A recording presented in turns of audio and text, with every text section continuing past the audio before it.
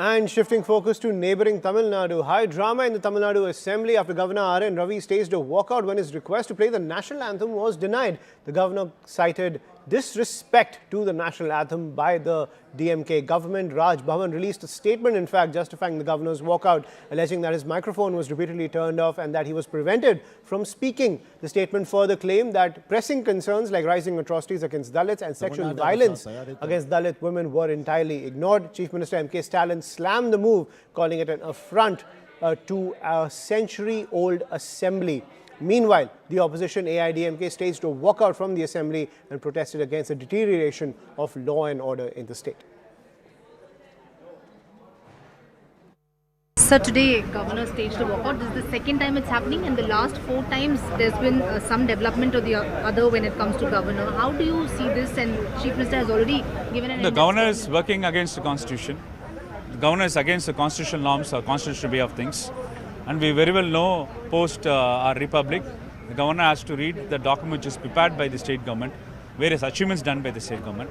The governor is quite hesitant to read out his achievements from his own mouth because of his individualistic perception and his influence virtue, or his political notion is completely preventing him to do his constitutional duties.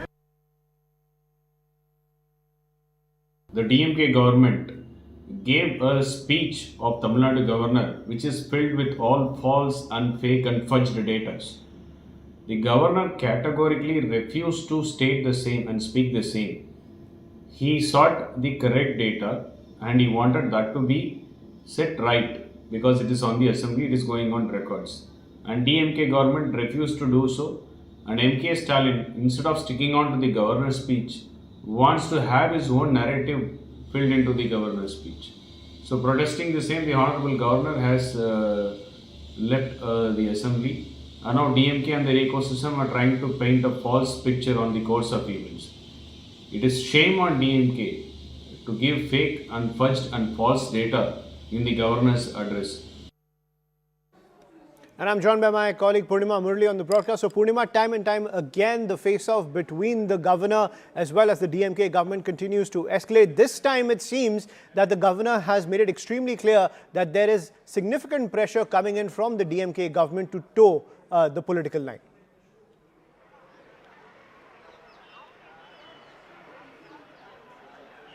Absolutely. In fact, war of words between Governor R.N. Ravi and the state government continues to escalate, especially in the run-up to the 2026 State Assembly polls. Today we saw Governor walking out of the Assembly proceedings after he had requested the Speaker to play the national anthem after the Tamil Thai Vartha. Speaker says that as per the Assembly protocol, the national anthem will be played only in the end of the Assembly proceedings and not in the beginning. And the Governor, after staging a walkout, had sent a detailed press note stating the reasons that led to his decision. Of course, he said that the speech that's given by the Tamil Nadu government, there were certain statements that he did not think was right, including issues like women's safety, law and order situation. He felt that the statements are not apt as far as Tamil Nadu is concerned, and therefore, the end of it was requesting for the national anthem to be played. That wasn't played, and the DMK now hits back, says that they will invite all the like-minded parties to come together and fight the cause. Right, and Purnima, at the same time, primarily it seems the flashpoint was the timing of the national anthem as well as the mics being turned off. What is the veracity of that claim that's come in from the governor? So far, we only have a he said, she said kind of situation emerging in this case where right ahead of the state elections, as you're pointing out, this flashpoint is only escalating between the two sides.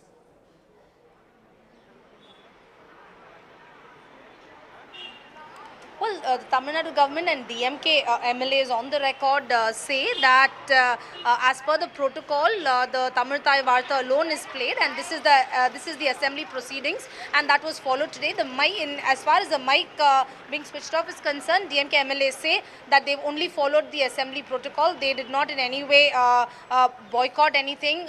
Is the official statement that's coming in from the DMK. However, the governor says that his mic was switched off, and also the fact that his request to play the national anthem was not met with. DMK continues to maintain that it's the governor who insulted the assembly, and they accuse the governor of insulting the assembly and says that the act of governor is condemnable.